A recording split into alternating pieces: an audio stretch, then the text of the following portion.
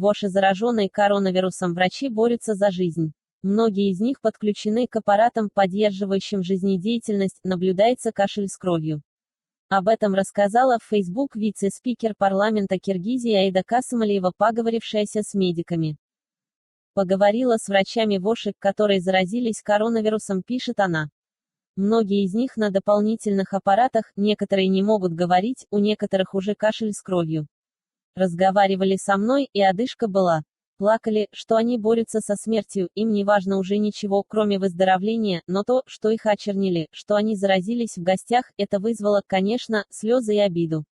Просят защитить их честное имя. Все они всю жизнь работали и очень опытные врачи. Касымалиева обратилась к премьер-министру и оперативному штабу с тем, чтобы защитить репутацию медиков. Она считает, что распространившие информацию о заражении в гостях чиновники Минздрава должны быть наказаны. Между тем, многие другие врачи, которые еще не заразились, обратились, что врачей самих обвиняют, чтобы найти лазейку, чтобы не платить эти компенсации.